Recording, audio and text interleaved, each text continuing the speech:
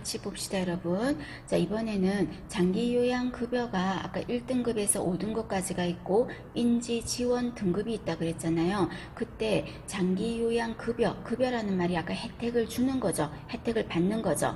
혜택을 받는 방법에는 어떤 게 있습니까? 이거예요. 이거랑 국민건강보험의 혜택과 또 막 섞이면 안 돼. 국민건강보험의 급여는 어떤 방식으로 혜택을 줬어요? 서비스를 받는 현물급여, 돈으로 소모성 재료나 렌탈료, 대여료 이런 거 도와주는 현금급여, 그리고 이용권의 형태로 주는 바우처 제도 이런 걸로 줬었어. 그죠? 근데 장기요양급여는 어떤 식으로 줍니까? 그러면은 재가급여라는 게 있어요. 재가급여. 자, 재가급여 시험에 엄청 많이 묻습니다, 여러분. 재가급여. 자, 재가급여는 어떤 거예요? 집에 있는 거예요. 집에 어르신이 있으면서 머물면서 혜택을 보는 거예요. 제가 집에 있으면서 급여 혜택을 보는 거죠. 집으로 부르는 거죠. 쉽게 말해서. 그럼 집으로 불러서 신체가 내가 못 움직여서 뭐 씻지도 못한다면 씻는 거 도와주고, 내가 못 움직여서 밥을 못 해 먹고 있으면 밥도 좀 뭐 해주고 도와주고, 반찬도 해주고, 장도 좀 봐오고, 이런 게 다 들어가는 거예요. 자, 그런 게 전부 뭐라고 하냐면 방문 요양이라고 합니다. 그래서 어떤 요양보호사 선생님들은 간호조무사 공부하실 때 우리가 가사 도우미도 아니고 이렇게 밥도 해주고 반찬도 해놔야 되고 설거지도 해야 되고 이런 거 한다고 막 투덜대시는 분도 계세요. 근데 요양보호의 업무에는 그게 들어가요, 여러분. 그게 들어가요. 그래서 방문해서 그분의 신체나 가사 활동을 도와주는 거는 방문 요양이라고 하죠. 또 이분이 혼자서밖에 못 움직여가지고 씻지를 못해. 그럼 그것도 도와주겠죠. 그래서 찾아가는 목욕 차량 목욕 서비스, 방문 목욕인 거죠. 방문 목욕.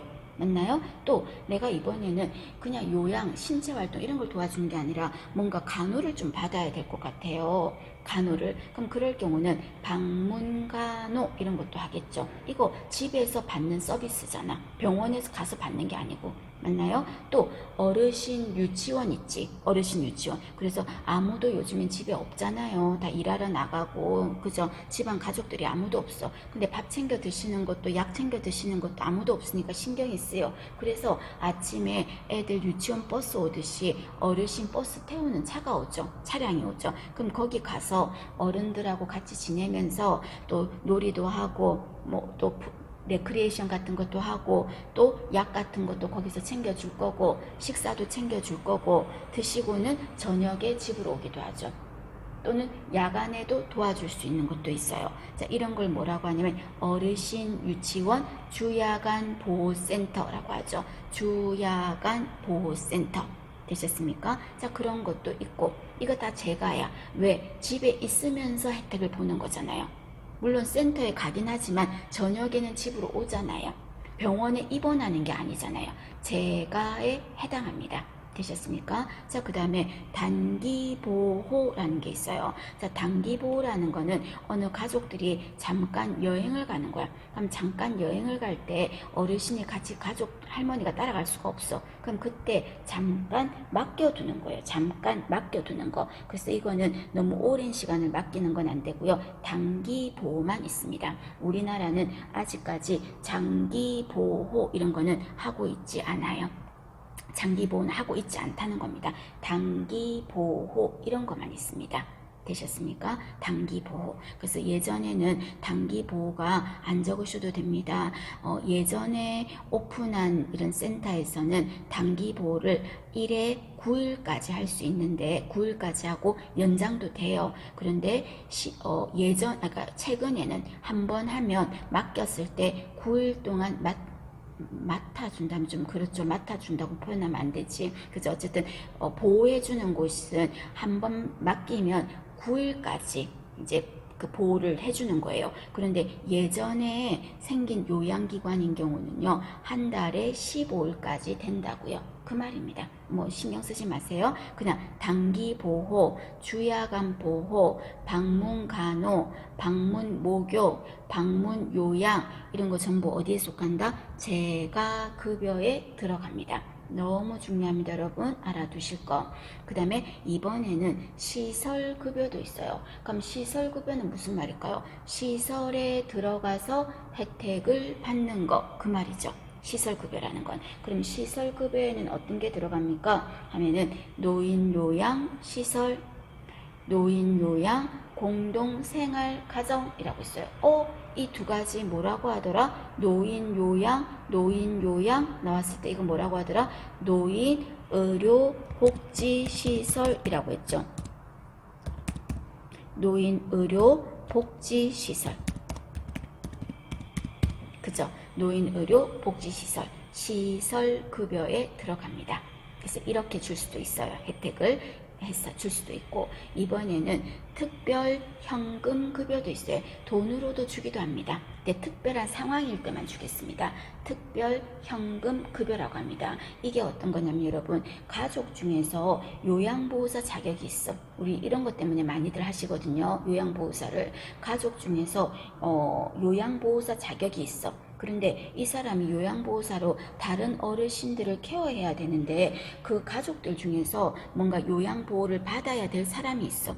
그럼 그 경우에 며느리가 그냥 시어머니 케어하면서 수급비도 받는 거죠. 급여 혜택도 받는 거예요. 그리고 내도 돈을 받는 거죠. 그러니까 남 케어하는 것보다 우리 부모, 우리 가족 케어하는 거니까 더 좋을 수 있죠. 이럴 때는 돈으로 준다는 겁니다. 가족 요양비라는 것도 있어요. 외울 건 없습니다. 이해만 하십시오. 그 다음에 특례 요양비, 이런 건 뭐냐면 여러분, 원래 요양은 어디 가야 되냐면 노인 장기 요양기관 이런 데 지정된 곳 있죠. 지정된 곳에 가야 혜택을 볼 수가 있어. 그런데 시골에 우리 어머니가 시골에 사는데 우리 시골 근처에는 노인장기 요양기관이 지정된 데가 없어. 없는데 그럼 어디 가라고? 그렇다고 해서 서울 갈 수는 없잖아요. 그럼 없는 상황일 때는 요양기관으로 지정되지 않은 곳에 가더라도 비용을 좀 주겠다 이거예요. 그게 특례 요양비라고 합니다. 특별한 예에 속한다 이 말이에요. 되셨습니까? 그 다음에 또 요양병원에 간병비 있죠. 간병비. 이거 현금으로 주는 겁니다. 그래서 요양병원 간병비 이거는 국민건강보험공단하고 상관없습니다. 여러분. 요거는 특별 현금급여로 장기 요양급여에서 주는 혜택입니다. 되셨습니까? 자, 봐주시고. 자, 이 중에서 여러분 재가급여, 시설급여 두 가지 꼭 알아두실 것. 그 다음에 밑에 보시면 진료비 지불 제도라고 돼 있어요. 진료비 지불 제도. 자, 진료비 지불 제도는 몇 가지 종류가 있는데, 자, 그 밑에 볼게요. 표를 보시면 첫 번째 행위별 수가제라는 말 있죠. 자, 행위별 수가제라는 거는 진료 서비스 행위 하나마다 가격을 어떻게 했다? 책정한 거예요. 이 서비스 하나 해주면 얼마, 이 서비스 하나 해줄 때마다 얼마 가격 단가가 매겨지는 거예요. 매겨지는 거. 자, 이런 거를 행위별 수가제라고 하겠습니다. 그럼 이거는 해줄 때 의사들은 자기가 해줄 때마다 돈이 올라가니까 열심히 해줄까 안 해줄까? 열심히 해주겠죠. 신나서 해주겠죠. 의료비 올라가는 거니까. 그래서 의사가 적극적으로 서비스를 할 거야. 그 말은 또 다르게 말하면 충분히 아주 높은 질 높은 의료 서비스를 받을 수가 있죠. 환자 입장에서는 막 좋은 거 다 해주겠지. 왜? 돈으로 다 매겨질 거니까. 되셨어요? 그래서 장점은 의료 서비스의 질이 올라가는 거는 장점이야. 그런데 요 녀석이 단점이 있어요. 단점이 어떤 게 있냐면 의료인들이 신이 나서 열심히 한다 그랬지. 왜? 해줄 때마다 돈이 되니까. 그래서 의료인들이 과잉 진료를 하는 거예요. 또는 과잉 투약을 하는 거죠. 그래야 돈이 올라가니까. 되셨습니까? 과잉 진료, 과잉 투약 이런 거 하는 거예요. 그리고 또 의료인들이 자꾸 시설이나 장비 이런 데 돈을 많이 쓰는 겁니다. 왜? 이런 거 큰 최신 기계를 하나 설치해놔야 사람들한테 이거 하라고 해서 돈을 막 더 행위별 수가제니까 다 돈으로 매겨질 거 아닙니까? 그래서 과잉 투자할 거야. 그리고 전부 다 저는 예방하고 싶어요 하는 손님 싫어해. 왜냐면 치료받아야 돈이 되잖아요. 그래서 치료 중심으로 막 자꾸 할 거야. 오늘날은 치료 중심보다는 예방에 초점을 두고 싶은데 말입니다. 그리고 이렇게 하니까 결론적으로 가장 큰 단점은 어떤 거다? 의료비가 올라가는 거죠. 국민들이 서비스 받을 때마다 돈이 매겨지니까 의료비가 올라가는 게 최고의 단점이 되는 거예요. 질 높은 서비스를 받는 거는 장점인데 의료비가 올라가는 거죠. 그래서 우리나라 국민들이 의료비 때문에 못 살겠다 하니까 국가에서 어떻게 했다, 정부에서 고민을 하다가 어떤 지불 제도를 하나를 만들었다, 보완하는 제도로 다음 페이지 보시면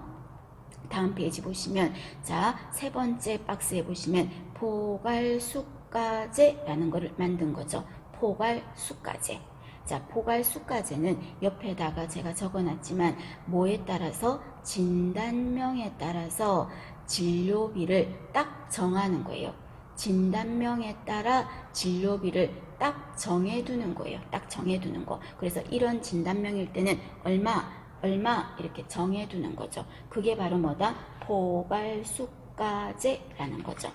그러면 우리나라는 포괄수가제로 다 바꿨습니까? 그렇지는 않고요. 행위별 수가제가 큰 버팀목이야. 아직은 주는 행위별 수가제인데 몇 가지만 포괄수가제를 적용할 거거든요. 그럼 이거는 포괄수가제는 왜 하게 됐어요? 의료비가 비싸져서 했잖아요. 그럼 이거의 장점은 반대로 뭐가 될까요? 의료비가 떨어지겠죠. 의료비가. 왜? 열심히 해봤자 진료비 딱 정해놨으니까 과잉진료 안 할 거 아닙니까? 과잉진료 안 하니까 결론적으로 포괄수가제의 가장 큰 장점은 의료비를 저하시키는데 큰 몫을 하는 거죠. 되셨습니까? 그런데 모든 진단명은 다 아니고요. 다른 거는 다 행위별 수가제인데 7개 진단명에만 뭐를 매겼다고 했어요? 포괄수가제를 매겼다라고 했었죠. 7가지 질병에서만. 그럼 그 7가지 질병이 뭐 적을 필요는 없고 그 앞에 페이지에도 했었잖아요. 그 앞에 페이지 보시면 우리나라는 행위별 수가제가 근간인데 7개 질병에 대해서만 포괄수가제를 병행할 거예요. 그럼 7개 질병이 어떤 겁니까? 자, 국민들이 흔히 많이 생기는 걸 위주로 골랐어요. 그래서 안과 뭐죠? 수정체 수술. 자, 수정체라고 해도 되고 시험 문제에서 백내장 수술 해도 같은 거라 그랬죠. 백내장, 수정체 똑같은 거야. 그래서 이 수술. 그 다음 또 어디? 이비인후과 거 어디 있어? 밑에 두 번째 줄에 편도 및 아데노이드 수술 있죠? 편도수술도 의원에 가나 인하대학병원에 가나 금액이 어떻다? 똑같다 정해놓은 거죠. 그 다음에 세 번째 외과에서 하는 수술 중에서 대표적인 게 뭐가 있어요? 두 번째 줄의 끝에 충수수술 있죠. 충수절제술. 그죠? 이거 의원급에 가나 대학병원 가나 금액은 똑같다. 그 다음에 또 어떤 거 있다? 항문수술이라고 해도 되고 또는 뭐 치질수술 이렇게 표현해도 맞아요, 여러분. 자, 그런 거 똑같다.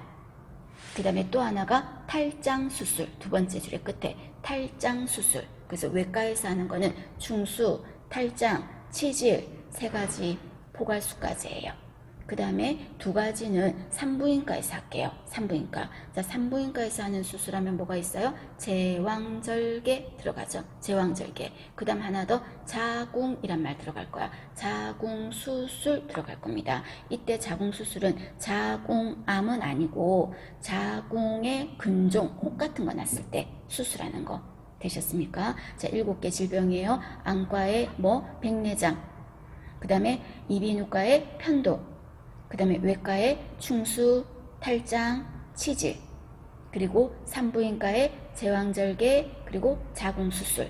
이 7가지만 포괄수가제를 적용해서 의료비를 다운시키겠다 이거예요.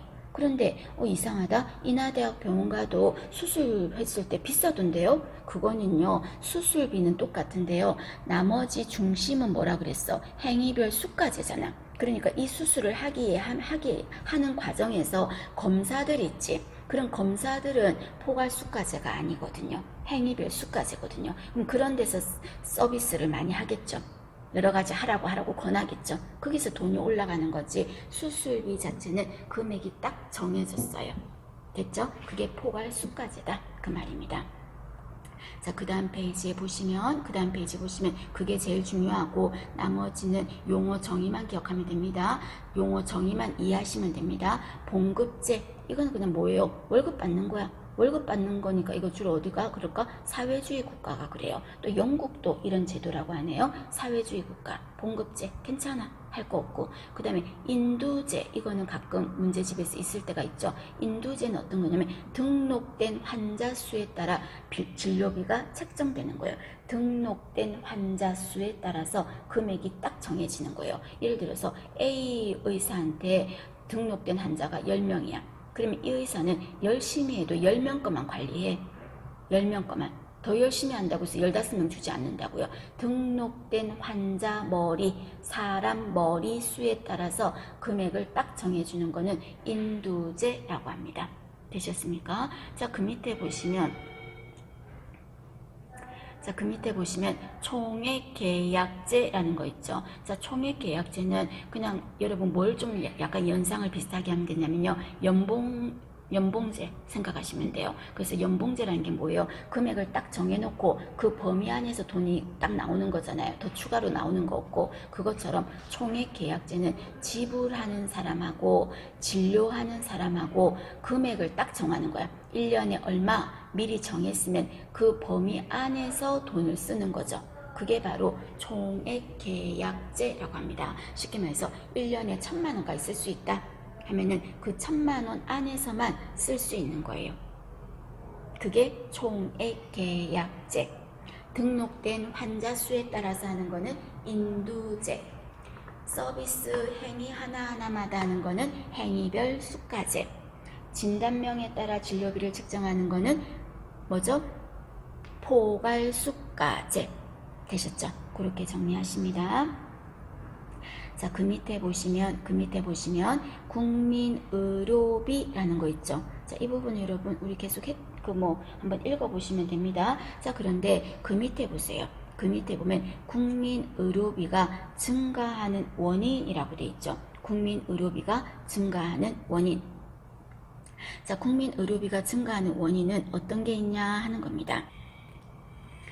자, 우리나라는 의료비가 자꾸 점점 올라가고 있는데, 의료비라는 게 국민이 약값, 진료받은 거 다 들어가는 거죠. 왜 올라가냐면 노인이 많아서요.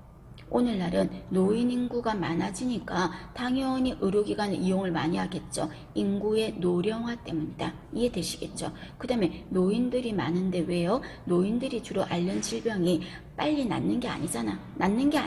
그러니까 만성질환이니까 병원을 더 자주 가겠죠. 그러니까 의료비가 올라가는 거죠. 비싸지는 거죠. 많이 썼으니까. 되셨습니까? 그 다음에 세 번째. 자, 의료기관에 많이 가고 싶어도 만약에 교통이 불편하고 지하철도 없고 하면은 별로 좀 덜 가겠지. 근데 지금 우리가 인천 지하철 2호선도 학원 앞에 딱 생겨가지고 바로 왔다 갔다 서울도 왔다 갔다 하고 얼마나 편해. 그죠? 그러니까 도로나 이런 게 교통시설이 잘 되다 보니까 의료기관에 가는 게 훨씬 쉬워졌어. 예전에는 버스를 타는데 버스도 없고 이러면 사람들이 덜 가겠지. 근데 교통이나 이런 게 발달하니까 의료기관을 많이 가는 거지. 많이 가면 돈은 많이 나온다니까요. 의료비가 올라가는 거죠. 되셨습니까? 또 그 다음에 의료보험이 다 되잖아요. 의료보험이 전 국민이 다 하다 보니까 본인 부담 비용이 적잖아. 그러니까 의료기관에 가도 부담이 덜 돼서 자꾸 가는 거죠. 되셨습니까? 자, 그 다음에 경제적인 여유가 아무리 살기 어려워졌다 해도 요즘 사람들은 옛날보다는 여유가 생겨가지고 내가 조금만 아프면 병원을 가는 거예요. 병원을 찾는 빈도가 증가하는 거예요. 그리고 또 병원에서는 행위별 수가제잖아. 큰 틀은. 그러니까 의료 서비스들이 전부 어떻게 돼요? 고급화돼. 그래서 전부 다 의료시장에서 종합병원 중심이고 크게 짓고 기계도 최신식 갖다 놓고 그리고 과장님들도 다 해외파 유학파들이고 하니까 의료 서비스 받고 나면 돈 막막 올라가겠죠. 그리고 의료 서비스 양도 많이 받으니까 돈이 막막 올라가는 거죠. 나머지 보시면 돼요, 여러분. 자, 그러면서 지어서 보시면 진료비 보상 방법이 오늘날 어떤 거냐면요. 현재는 사후 결정 방식이에요. 참고로만 하시면 됩니다. 자, 현재는 우리나라가 돈을 주는 방식이 사후 결정 방식이에요. 이게 현재 방식이에요. 자, 이 사후 결정 방식이라는 건 여러분 어떤 거냐면 쉽게 말해서 신용카드 같다고 생각하세요. 그럼 신용카드는 여러분 어때? 뭐 결제하는 날 되면 걱정스럽긴 하지만 급할 때는 막 쓰기 좋잖아. 그죠? 그래서 내가 의료기관 너무 많이 가서 안 된다 싶어도 갑자기 또 보는가 검진하고 싶어. 건강진단 받고 싶어. 아마 하고 싶을 때 카드 있잖아. 카드 있으면 아이 모르겠다. 하자. 하고 받겠지. 더 많이 받는 거야. 이게 바로 신용카드 같은 형식으로 나중에 돈을 내는 거예요. 그게 사후 결정 방식이라고 합니다. 이 방식으로 하면 나중에 돈을 내면 되니까 사람들이 더 많이 가는 거예요. 근데 이 제도를 어떤 식으로 바꾸어야 돈이 적게 나가냐면요. 사전 결정 방식으로 바꾸어 주어야 돈이 적게 나간다는 겁니다. 그럼 사전 결정 방식은 어떤 건데요? 체크카드 같은 거예요. 체크카드. 그럼 현금 체크카드. 그럼 현금 체크카드는 그 안에 한도가 있지. 내가 예치된 한도가 있잖아. 그 한도가 다 되면 못 쓰잖아요. 그래서 내가 얼마를 써야 되는데 지금 7월인데 하반기가 다 됐는데 내가 거진 다 써버려서 지금 얼마 안 남았어. 체크카드에 얼마 안 남았어. 그러면 병원에 가고 싶어도 어떤 생각이 들까? 아껴 쓰자. 사소한 거는 그냥 가지 말자. 이런 생각이 들겠죠. 이렇게 자주 덜 가게 되는 거예요. 이런 제도가. 체크카드 형식은. 그래서 사전 결정 방식으로 바꾸어야 의료비가 떨어질 겁니다. 결론은 우리나라가 의료비가 올라가는 이유가 사후 결정 방식이거든. 병원 진료 받고 돈은 나중에 해결하는 거거든. 그러다 보니까 올라가는데 사전 결정 방식으로 바꾸는 게 의료비를 떨어뜨리기에 좋겠다. 그 말입니다. 되셨습니까? 자, 한번 참고로 봐주시면 되겠습니다.